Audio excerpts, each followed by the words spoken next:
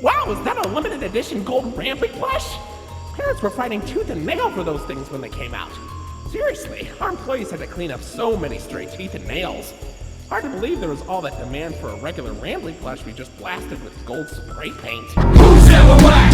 You said the whack! You take it back! Who's ever whack? Hello and welcome to this thing that I'm doing. Hi, I'm Missy, and thanks to what my doctor is calling not sufficient evidence to diagnose you with ADHD, I'm going to be playing every single mascot horror game ever. Mascot horror, for those who clicked on the video simply because I'm very pretty and not because they're familiar with the genre, is horror about childhood properties. Generally, they're a pretty obvious stand-in for a real licensed character, and for the past couple decades, they have been relentlessly popular in the field of indie horror games. There are roughly estimated 6 billion of these fucking things, and as with all things that there's a comical amount of, they mostly suck. So I wanted to start with something I actually had some nice stuff to say about. Indigo Park was put out by YouTuber Mason Myers, better known as Unique Geese. Fun fact about that, no goose is ever truly unique.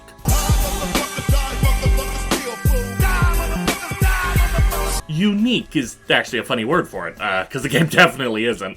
It follows the tropes of the genre to a T, specifically in trying to do what Poppy Playtime did. We open with the old-timey footage of the titular park to emphasize its place in pop culture, then our protagonist shows up in an abandoned building to just look at things, rinse and repeat. But what sets Indigo Park apart, and the reason I'm so happy to talk about it, is because instead of then immediately destroying suspension of disbelief, the game decides to have, like any amount of realism, even a little thank you so much. Your very own Critter Cuff, a new way to interact with the park that also doubles as a pedometer, heart monitor, and mood ring. See this? This is directly based off a real thing that Disney Parks implemented. The Magic Band. Or the X-Band. I prefer to call it the X-Band because it sounds dumber. It sounds stupid and dumb and bad. It's exactly what the game has it as, a wrist-mounted gizmo that the parks use for getting into attractions and activating special events. You grab one, have it wired to your account, and now you don't need to whip out your wallet at every ride. They even had it wired up to extra games, like a bounty hunting game at that Galaxy's Edge thing. I tell you more about it when I have 49 consecutive hours free to watch that Jenny Nicholson video. This is the gizmo they give you to open doors and progress, and I cannot emphasize enough what an improvement it is over the other games, because most mascot horror games, they give you shit aliens would be proud to invent. Stretchy limbs that are also fully functional fucking circuits, wearable exosuits that double as karaoke machines, and whatever the fuck Garten of Banban had. I'm Men in Black Neuralizered. I don't remember a single thing from that fucking game. Instead of taking a wild concept like Mickey Mouse joining the Third Reich, or whatever fucked up shit the mascot horror game feels like doing, and then trying to make it in any way believable, half of these goddamn games seem like they are daring you at gunpoint to come up with something even fucking dumber. Word up. It's the cold word. No matter where you say it, you'll know that you'll be heard. Hell, I'll even buy Rambly.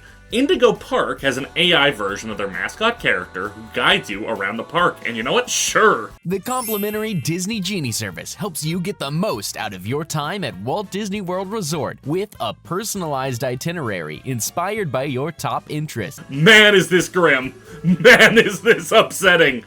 The only thing I don't believe with Rambly here is you get them for free. If you wanted to buy a Rambly tour in real life, you know you'd have to pay through the ass. Oh, and, you know, the voice is wrong. It's so lifelike and fun. It's not at all like an AI voice. Actually, the Steam page itself, make sure to tell people, it's a game about an AI, not one of those fucking voice bots. Be chill, which is, delightful. So yeah, I think there's actually a lot to like about this game. There's clearly been a lot of thought put into how this world works, and there's a lot of love clearly on display. And the scares are... trailing off noise, smoke bomb, distraction. I'm not gonna say they don't try, because they do, and there's a lot of fun details to notice, like the ride picture that shows that you were getting followed the whole time, or the statue constantly stares at you, but on the whole, these scares are flaccid and flavorless, like this bit with Lloyd.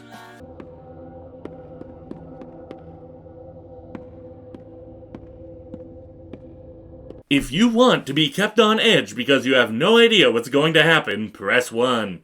If you want this scare to play out the exact same as every single horror game for the past 20 years, press 2.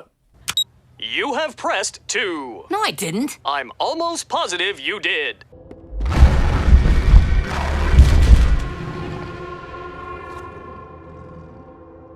I mean, fuck, when Fear 3 has a better version of your scary scene than you do, that's when you know, it's time. Change your name, burn off your fingerprints, cut up your face. No one can know. No one can know. Disappear. The scariest bit of the whole game, probably when the game glitches the fuck out during the contractually mandated retro platformer sequence. Everyone loves a Sonic.exe thing. Or at least they do when they don't, accidentally break it. Help? Help me. Why not try your hand at flying in my ride? Rooftop races! Sell out. Oh, and speaking of contractually mandated, and also of things not being scary, the chase scene! Dear Lord, the chase scene. Throw away everything I said about the game being realistic, actually. This is exactly the kind of brightly colored, fatuous nonsense that every other mascot horror game is stuffed with a slight garnish of chase sequence where if you click one wrong button, you instantly die, just sort of sprinkled on top. Nothing kills a good mood like constant loading screens. By the 6th time Birdie here kills you, drier than Ben Shapiro's wife. And speaking of which, you're being chased by maybe the least scary design I've ever seen in one of these games. And I mean, okay, to be fair, she's not one of those over-the-top scary designs that never look good, which I do appreciate, but at the same time, we're stuck in a jungle gym you could only make if you rounded up all the laws of physics and fucked them in the ass. She doesn't quite fit the mood. You were wrong, I was right. You said goodbye, I said goodnight. It's all been done. It's all been done. It's all been done before. The game ends with the promise of a water level for Chapter 2. Okay, well, technically it ends with a song begging for a Steam review.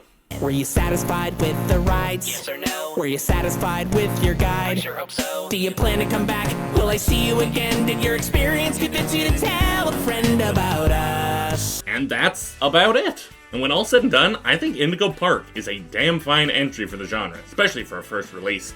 There's a ton of cute little details and extra things they didn't need to bother with. And Rambley's presence was a delight. I'm excited for the next release, and they've even impressed me enough to shell out, actual money. I can only hope that for the future chapters, they just give us a bit more to be scared of, both in a gameplay and story sense. Really, just any sense of the story. Currently, the big mystery to be solved is, why did a business fail? Which isn't much of one. I can't see the theory people having a lot to play with here, unless why are there so many furries counts as a mystery.